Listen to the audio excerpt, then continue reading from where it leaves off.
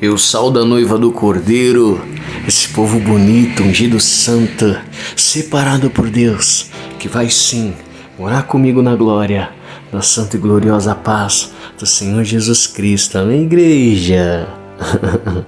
Amém, meus amados irmãos? Irmãos, eu vou trazer uma mensagem aqui muito importante. Tá tendo, acho que uma reforma aqui próxima. Então, se escutar um barulho de bateção ou de maquita, tá bom? Desconsidere em nome de Jesus. Se atente à palavra de Deus e ouça a palavra de Deus. A Bíblia vai dizer que se você ficar desatento, o inimigo ele rouba a palavra e você não consegue ouvir aquilo que está sendo ensinado. Mas todo espírito, todo principado, toda potestade, toda rocha espiritual da maldade quer roubar essa palavra. Eu repreendo e paraliso agora. Vai bater em retirada. Sai. Sai. Em nome de Jesus, amém, irmão? Esse é o poder de Deus. Sente a glória dele aí, isso é a bênção de Deus. Irmãos, vou trazer agora algo muito importante, amém? Irmãos, o Senhor me revelou, eu vindo ao monte, né? Como ele iria me dizer como o diabo estava operando dentro da igreja. Então é isso que será falado aqui, os planos do diabo na distorção da verdade do evangelho e como ele tem operado para destruir vidas, destruir almas, afastar pessoas do caminho da luz e levá-las para o caminho das trevas, destruindo irmãos e impedindo o evangelho de Cristo ser propagado, avançado. Então você vai saber tudo isso agora, tá? Então se você ainda não se inscreveu no canal aí Apóstolo Newton Lima, aí se inscreva aí no canal, amém? Deixa um likezinho, compartilha aí com a sua família, com os irmãos aí da igreja, tá bom? Em nome de Jesus, ajude a levar a palavra de Deus. Quando você está levando essa mensagem para os irmãos, você está trabalhando para o Senhor, você está fazendo algo para Deus. É um trabalho isso daqui. A Bíblia diz que o operário ele é digno do seu alimento, do seu sustento ou do seu salário, em outras traduções. Então Deus vai te recompensar com essa obra. Amém? Então aqui eu prego e você evangeliza, amém? Em nome do Senhor Jesus, eu estou fazendo a minha parte, faça a sua em nome de Jesus, porque assim você vai pedir, você vai orar, você vai clamar e Deus ele vai te ouvir prontamente, ele vai te abençoar. Sem falar que através disso a gente ganha almas e vidas aqui, que eu farei o apelo aqui para aquele que quiser aceitar Jesus Cristo. A Bíblia diz que uma alma ela cobre uma multidão de pecados.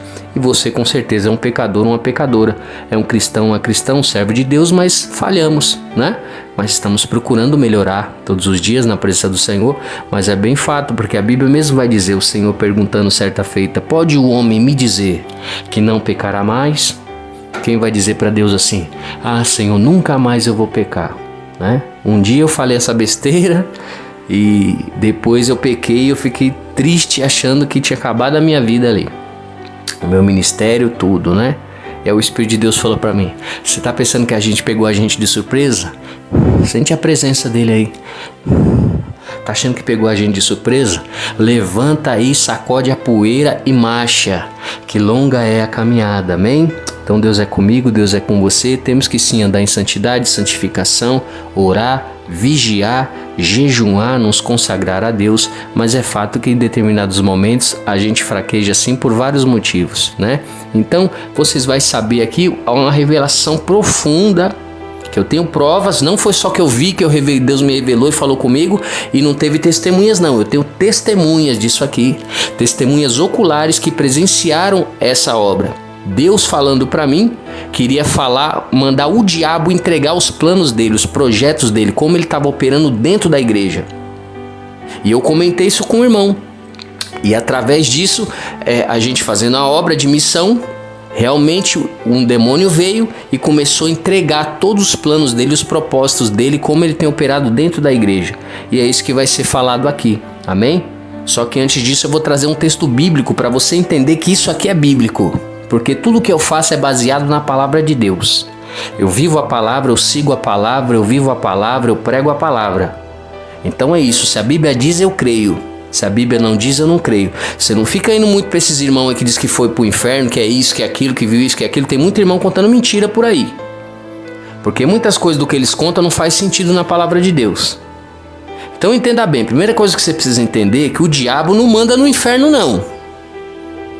Quem manda no inferno é Deus. Quem criou o inferno foi Deus. E você não fica achando que o diabo tá lá no inferno não, que ele tá se divertindo e tirando um barato lá não, que ele não tá não.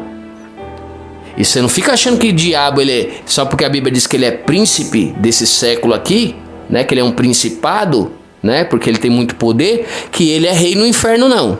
E Lúcifer também não. Eles estão de semi-liberdade. Tem uns que estão acorrentados e amarrados.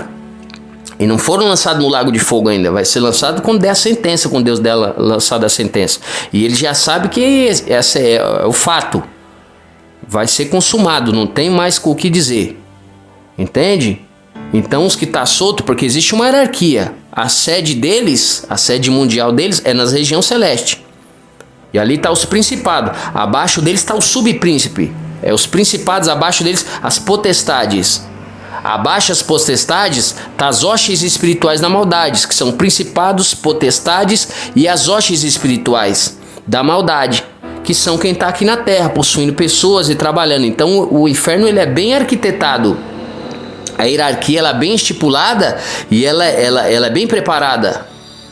Ela não faz nada de qualquer jeito, de qualquer maneira. É o ser humano que acha que o diabo é otário.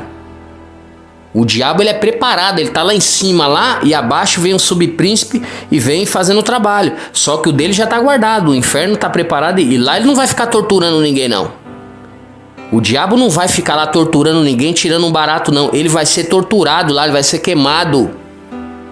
Porque lá foi feito para ele. Como é que ele vai tirar um barato lá? Então já começa aqui, porque parte dessa história que o diabo vem falando aqui, muitas coisas que ele fala que ele é o pai da mentira. Ele é mentiroso desde o começo. Então ele distorce a verdade em mentira, ele coloca coisa aqui, ele coloca coisa lá, só que Deus mostra a verdade. Quando Deus manda ele falar, ele tem que obedecer, porque quando Deus manda, até o diabo tem que obedecer.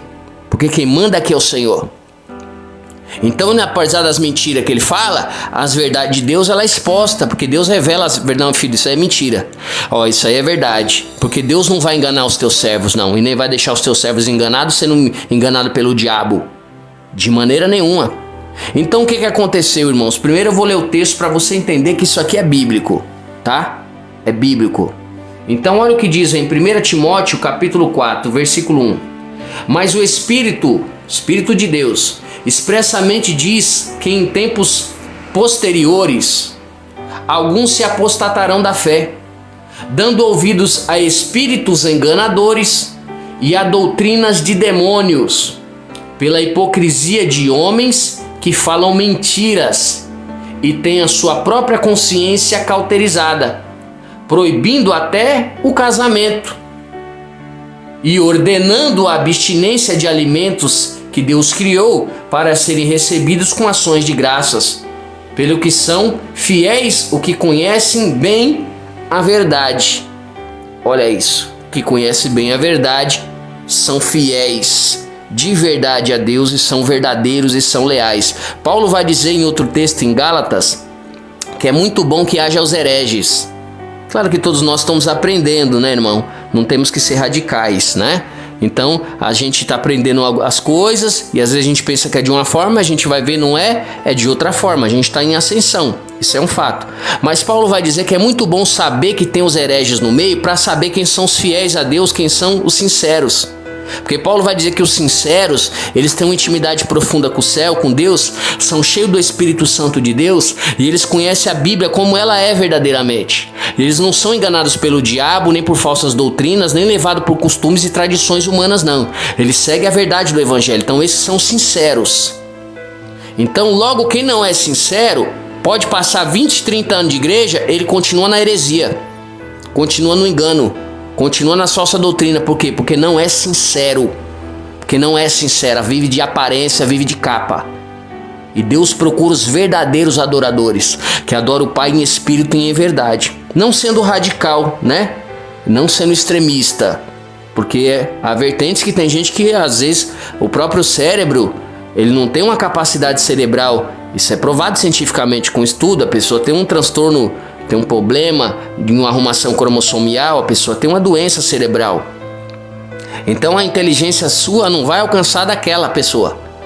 Então aquilo que você fala para o outro é loucura.